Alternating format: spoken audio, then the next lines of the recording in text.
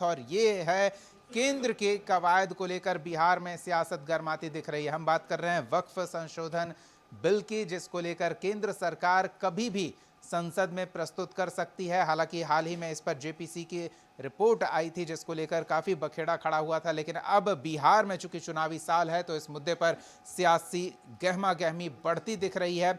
All India Muslim personal law board के नेतृत्व में बिहार के अलग अलग हिस्सों से अलग अलग संगठन के सदस्य पटना में पहुंचे। गर्दनीबाग धरना स्थल पर एक प्रदर्शन आयोजित किया गया, जिसमें तमाम मुस्लिम संगठन के सदस्यों की भागीदारी देखने को मिली। और ये मामला सियासी तब हो गया जब आरजेडी सुप्रीमो लालू प्रसाद यादव और नेता प्रतिपक्ष तेजस्वी यादव भी उन्हें अपना समर्थन व्यक्त करने के लिए गर्दनीबाग धरना स्थल पर पहुंच गए।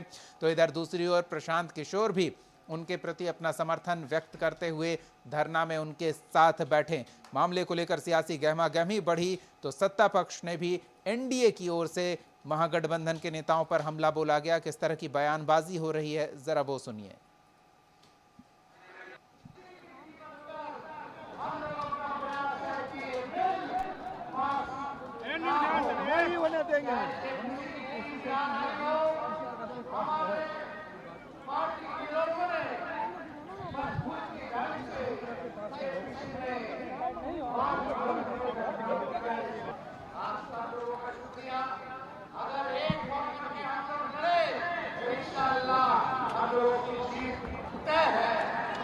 इंशाअल्लाह हम लोगों की जीत तय है।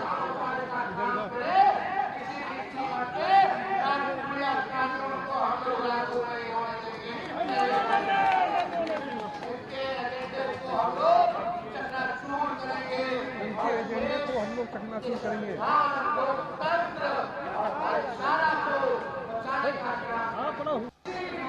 हम लोगों ने सरकार की तरफ से भी और पार्टी की तरफ से भी जो ज्वाइंट पार्लियामेंट्री कमेटी आई थी जेपीसी, उसको हम लोगों ने अवगत करा दिया है। तो हम लोगों ने तो बहुत ही पारदर्शी, जिसको कि ट्रांसपेरेंट स्टैंड रखा है। अब ये कि किसी को क्यों नहीं समझ में आता है, हमको ये नहीं समझ में आता है। हम लोगों ने, सरकार ने भी, बिहार सरकार ने भी अपने स्टैंड से जेपीसी को अवगत करा दिया है कि यहाँ जो माइनॉरिटी के संगठन हैं, जो अल्पसंख्यकों के इदारे हैं, धार्मिक संगठन हैं, उन लोगों से भी हम लोगों की बात हुई थी। सरकार की भी बात हुई, पार्टी की भी बात हुई, और उन लोगों की जो चिंताएं थी उसमें हम लोगों को जो सही लगा उसके बारे में हम लोगों ने जेपीसी को बाजाबता विधिवत जानकारी दे दी है। हम लालू जी भी शामिल हुए हैं धरना प्रदर्शन में। अंतिम सपना पूरा करने के लिए अपने प्राण त्यागने तक वो लगे रहेंगे, लेकिन ईश्वर की मर्जी उनके साथ नहीं है। चलिए, तो जेपीसी भी इस मामले पर हुआ और संसद में जब इस बिल को लाया गया था तो बवखेड़ा खड़ा हुआ था। बिहार में चूंकि चुनावी माहौल है, चुनावी साल है, चुनावी गहमा गहमी है और एक बड़ी आबादी अल्पसंख्यक समाज जो एक मजबूत और एकजुट वोट बैंक माना जाता है सियासी जानकारों द्वारा, उस समाज का अपने साथ किस तरह से सहयोग सियासी प्राप्त हो, ऐसे में उनकी समस्या को लेकर सियासी लोग उनका साथ व्यक्त करने उनके साथ खड़े हो रहे हैं, उनके साथ धरना में बैठ रहे हैं। सहयोगी प्रीतम हमारे साथ जुड़ रहे हैं। प्रीतम, पहले तो बात करेंगे कि वक्फ को लेकर जो भी शिकायतें थी, जो भी बिल से संबंधित प्रावधानों में बदलाव की गुंजाइश लोग मान रहे थे, उनकी सलाह सुनने के लिए जेपीसी का गठन किया गया। वहां सलाह सुनी गई, उनकी शिकायतें सुनी गई। अब फिर सड़क पर ये विरोध प्रदर्शन से क्या हासिल होता दिख रहा है? देखिए, विरोध प्रदर्शन, ये धरना, ये लोकतंत्र में लोगों को अनुमति है। लोग अगर संविधान के दायरे में, कानून के दायरे में करते हैं तो उसमें कहीं कोई दिक्कत नहीं है, उनका अपना हक है। सबसे बड़ी बात यह है कि केंद्र सरकार ने जिस मंशा से वक्फ बिल संशोधन बिल लाया है, और उम्मीद की जा रही कि ईद के बाद ईद के बाद यानी अप्रैल के पहले हफ्ते में 1 से हमें लगता है 5 अप्रैल तक लोकसभा का चलना है, संसद की कार्रवाई होनी है। 1 से 5 अप्रैल के बीच इसको टेबल किया जाना है। पास होना है नहीं होना है वो बात की बात है। देखिए बिहार में सियासत के 3 आयाम हैं। एक तो लालू की पार्टी है, नीतीश की पार्टी है और भाजपा जो बेहद ही मजबूत स्थिति में है। तो भाजपा को सोचना नहीं है। सोचना किसे है? लालू को भी नहीं सोचना है। सोचना किसे है? सोचना नीतीश को सोचना है जो दो ध्रुवों की राजनीति करती है। उनको भाजपा के साथ में रह के मुस्लिम वोट भी चाहिए। और जब 2010 का चुनाव परिणाम आया था तो सीमांचल के इलाके में और अलग अलग इलाकों में मुसलमान का वोट मिला, नहीं मिलता तो किशनगंज लोकसभा सीट पे मास्टर मुजाहिद जो जदयू के उम्मीदवार थे उन्हें 4 लाख से ज़्यादा उम्मीदवार वोट नहीं मिलता। ठीक है, लेकिन अब इस बात को लेकर कहीं कोई संदेह नहीं है।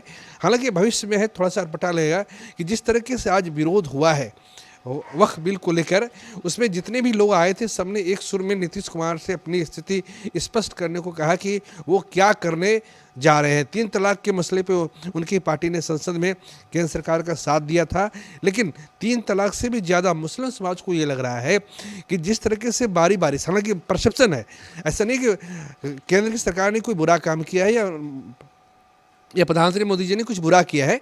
उनकी अपनी सोच है कि न्याय है तो सबके लिए है। कोई ये मान ले कि ये प्रॉपर्टी हमारी है, अरे प्रॉपर्टी हमारी है तो अगर वो तो बात की बात है, तकनीकी मामले में हम नहीं जाएं, लेकिन हम बस ये जानना चाह रहे हैं कि अगर गलत भी किया है, उनके नज़र में अगर लग रहा है कि केंद्र की सरकार ने कुछ उनके साथ गलत किया है तो उनकी शिकायत सुनने के लिए जेपीसी तो गठित किया गया था।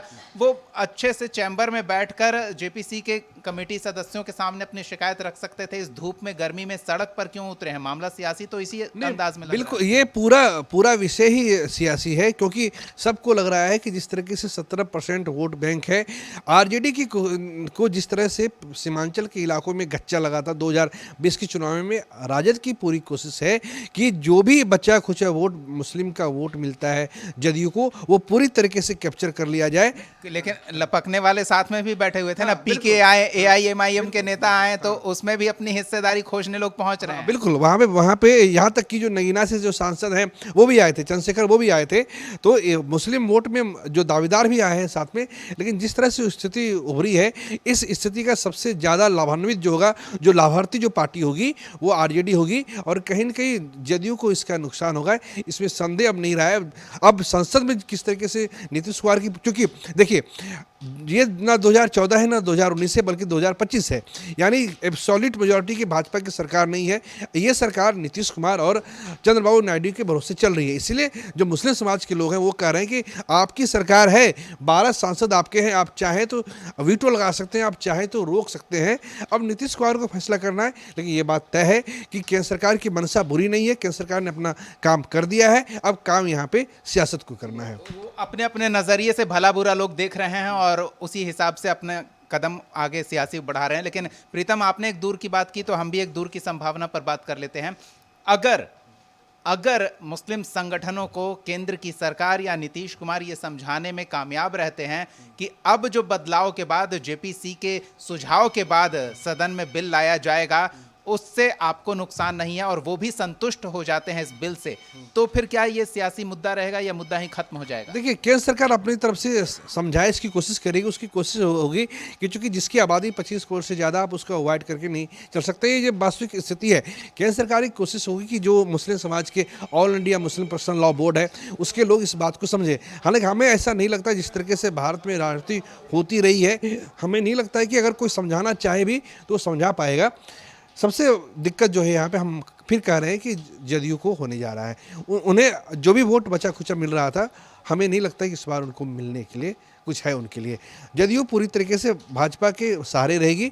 आरजेडी के बल्ले बल्ले उसके जो कुछ नुकसान हुआ है, कुछ वोट उसको जरूर जरा से। यानी कि आप कह रहे हैं कि अभी ईद में जो मिठास नीतीश कुमार महसूस करेंगे वो संभवतः ईद के बाद इसी सत्र में कड़वा अनुभव। अभी जो नीतीश कुमार ने जो जिस तरीके से इफ्तार पार्टी बुलाई थी, रामविलास पासवान, चिराग पासवान ने जिस तरीके से इफ्तार पार्टी आई थी, उससे मुस्लिम समाज की मौजूदगी बड़ी कम थी। वो इस बात का संकेत है कि यहाँ पे मुस्लिम समाज में कहीं कोई संदेह नहीं है कि इस बार नीतीश कुमार को वोट नहीं करना है। चलिए, बहुत बहुत धन्यवाद प्रीतम इस तमाम बातचीत और जानकारी के लिए। तो एक और धरना इस वजह से दिया जा रहा है क्योंकि मुस्लिम समाज के जो नेतृत्व करता है, जो अलग अलग संगठन मुस्लिम समाज के हितैषी होने के हवाले से चला रहे हैं, वो गर्दनी बाग में धरना देने पहुंचे, ये कहते हुए कि वक्फ में जो संशोधन का केंद्र सरकार प्रयास कर रही है वो इस समाज के हित में नहीं है।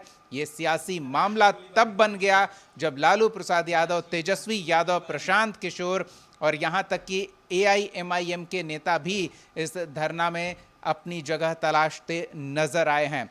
तो क्या ये सियासी मुद्दा है या समाज से जुड़ा मुद्दा है? खास तौर पर बिहार में जहां चुनावी साल है और सियासी सरगर्मी बढ़ी हुई है, जनता तय करेगी। केंद्र पर दबाव बनाने के लिए नीतीश कुमार को कहा जा रहा है। क्या नीतीश कुमार इस केंद्र के प्रस्ताव से सहमत होते हैं या इनके सुझाव से केंद्र को किस तरह से अवगत कराते हैं?